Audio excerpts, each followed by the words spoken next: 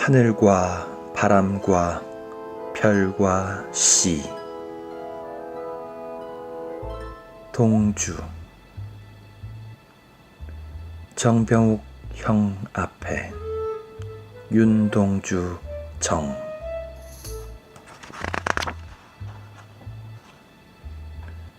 죽는 날까지 하늘을 우르러 한 점 부끄러움이 없기를. 잎새 이는 바람에도 나는 괴로워했다. 별을 노래하는 마음으로 모든 죽어가는 것을 사랑해야지. 그리고 나한테 주어진 길을 걸어가야겠다. 오늘 밤에도 별이 바람에 스치운다. 1941년 11월 20일. 달을 쏟아. 윤동주. 번거롭던 사위가 잠잠해지고 시계소리가 또렷하나 보니 밤은 저기 깊을 대로 깊은 모양이다. 보던 책자를 책상머리에 밀어넣고 잠자리를 수습한 다음 잠옷을 걸치는 것이다. 딱 스위치 소리와 함께 전등을 끄고 창 옆의 침대에 들어놓으니 이때까지 박은 휘황찬 달밤이었던 것을 감각치 못하였댔다. 이것도 밝은 전등의 혜택이었을까? 나의 누추한 방이 달빛에 잠겨 아름다운 그림이 된다는 것보담도 오히려 슬픈 선창이 되는 것이다. 창살이 이마로부터 코, 마루, 입술 이렇게 하여 가슴에 여맨 손등에까지 어른거려 나의 마음을 간지리는 것이다. 옆에 놓은 분의 숨소리에 방은 무시무시해진다. 아이처럼 황홀해지는 가슴에 눈을 칠떠서 밖을 내다보니 가을 하늘은 역시 맑고 우거진 송림은 한 폭의 묵화다. 달빛은 솔가지에 쏟아져 바람인 양 쏴 소리가 날 듯하다. 들리는 것은 시계소리와 숨소리와 귓돌이 울음뿐. 번쩍 고던 기숙사도 절감보다 더 한층 고요한 것이 아니냐. 나는 깊은 사념에 잠기우기 한창이다. 나는 사랑스런 아가씨를 사유할 수 있는 아름다운 상화도 좋고 어릴 적 미련을 두고 온 고향의 향수도 좋거니와 그보단 손쉽게 표현 못할 심각한 그 무엇이 있다. 바다를 건너온 H군의 편지 사연을 곰곰 생각할수록 사람과 사람 사이의 감정이란 미묘한 것이다. 감상적인 그에게도 필연코 가을은 왔나보다. 편지는 너무나 지나치지 않았던가. 그중 한 토막. 구나. 나는 지금 울며 이 글을 쓴다. 이 밤도 달이 뜨고 바람이 불고 인간인 까닭에 가을이란 흙냄새도 안다. 정의 눈물 따뜻한 예술 학도였던 정의 눈물도 이 밤이 마지막이다. 또 마지막 현으로 이런 구절이 있다. 당신은 나를 영원히 쫓아버리는 것이 정직할 것이요. 나는 이 글의 뉘앙스를 해득할 수 있다. 그러나 사실 나는 그에게 아픈 소리 한마디 한 일이 없고 30글 한쪽 보낸 일이 없지 아니한가. 생각건대 이 죄는 다만 가을에게 지워 보낼 수밖에 없다.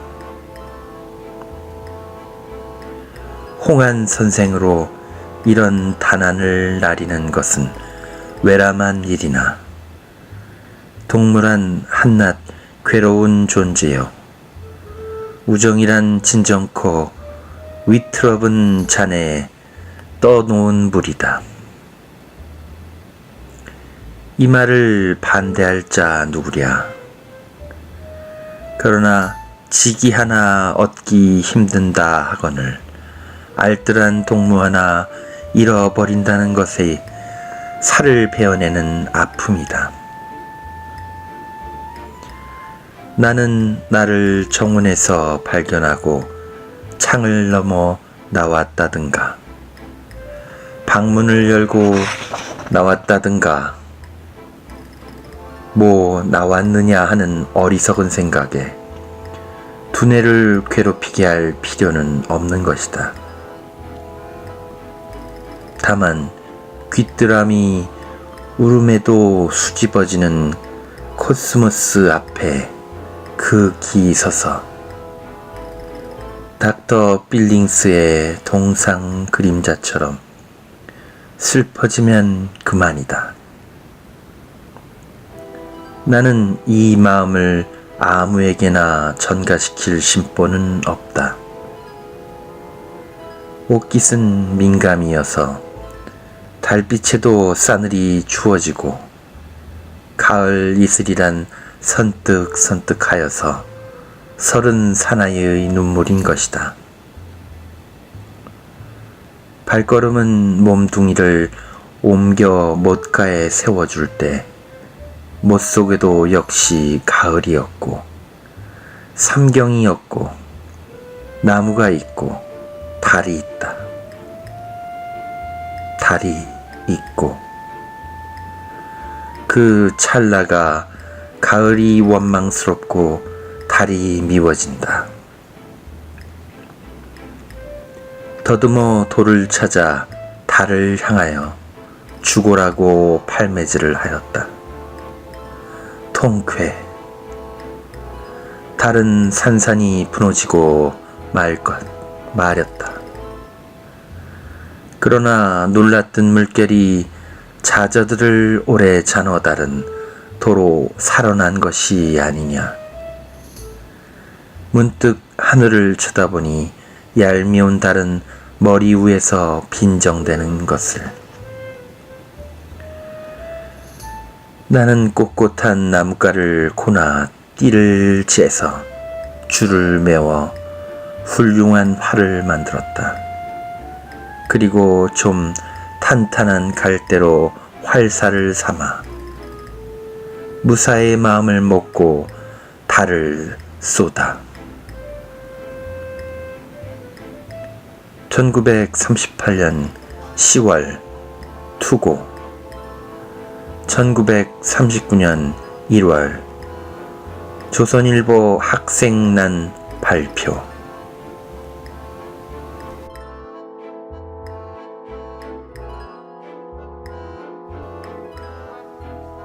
별똥 떨어진대. 윤동주. 밤이다. 하늘은 푸르다 못해 농회색으로 캄캄하나 별들만은 또렷또렷 빛난다. 침침한 어둠뿐만 아니라 오삭오삭 춥다. 이 육중한 기류 가운데 자주하는 한 젊은이가 있다. 그를 나라고 불러두자. 나는 이 어둠에서 배태되고 이 어둠에서 생장하여서 아직도 이 어둠 속에 그대로 생존하나 보다. 이제 내가 갈 곳이 어딘지 몰라 허우적거리는 것이다.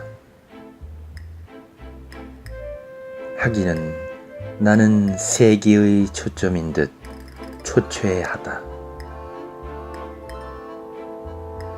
얼핏 생각하기에는 내 바닥을 반드시 받들어 주는 것도 없고, 그렇다고 내 머리를 갑박히 나려 누르는 아무것도 없는 듯하다. 나는 내막은 그렇지도 않다. 나는 도무 자유스럽지 못하다.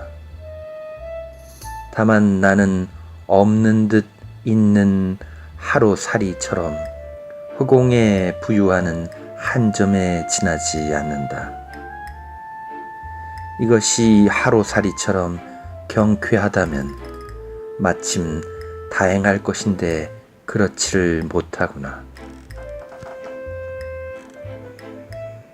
이 점의 대칭 위치에 또 하나 다른 밝음의 초점이 도사리고 있는 듯 생각힌다. 덥석 웅키였으면 잡힐 듯도 하다. 많은 그것을 휘어잡기에는 나 자신이 둔질이라는 것보다 오히려 내 마음에 아무런 준비도 베포치 못한 것이 아니냐. 그리고 보니 행복이란 별스런 손님을 불러들이기에 또 다른 한 가닥 구실을 치르지 않으면 안 될까 보다. 이 밤이 나에게 있어 어린 적처럼 하늘 공포의 장막인 것은 벌써 흘러간 전설이요. 따라서 이 밤이 향락의 도가니라는 이야기도 나의 염두에선 아직 소화식지 못할 돌덩이다. 오로지 밤은 나의 도전의 호적이면 그만이다. 이것이 생생한 관념 세계에만 머무른다면 애석한 일이다. 어둠 속에 깜빡깜빡 졸며 다닥다닥 나란히한 초가들이 아름다운 시의 화사가 될 수 있다는 것은 벌써 지나간 제네레스준의 이야기요. 오늘에 있어서는 다만 말 못하는 비극의 배경이다. 이제 닭이 회를 치면서 맨짠 울음을 뿜어 밤을 쫓고 어둠을 짓내 몰아 동편으로 훤 이 새벽이란 새로운 손님을 불러온다. 하나 경망스럽게 그리 반가워할 것은 없다. 보아라, 가령 새벽이 왔다 하더라도 이 마을은 그대로 암담하고 나도 그대로 암담하고 하여서 너나 나나 이 가랑지길에서 주저주저 아니치 못할 존재들이 아니냐. 나무가 있다.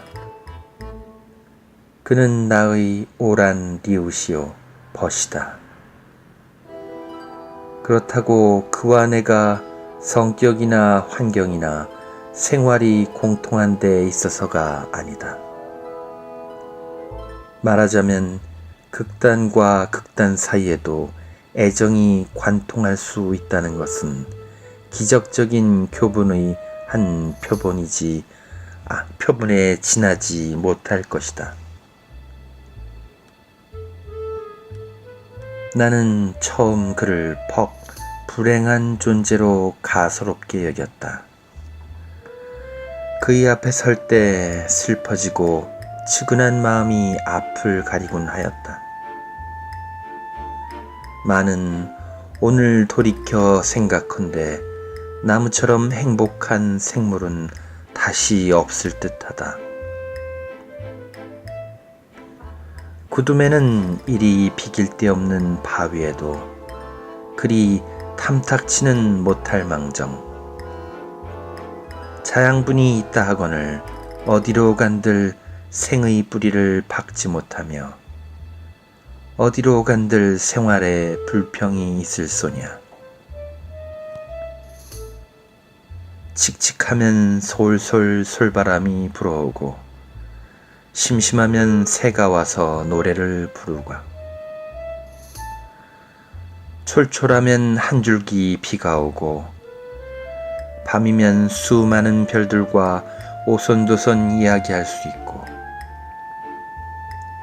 보다 나무는 행동의 방향이란 거치장스러운 과제에 봉착하지 않고 인위적으로든 우연으로서든 탄생시켜준 자리를 지켜 무진무궁한 영양소를 흡취하고 영롱한 햇빛을 받아들여 손쉽게 생활을 영위하고 오로지 하늘만 바라보고 뻗어질 수 있는 것이 무엇보다 행복스럽지 않으냐.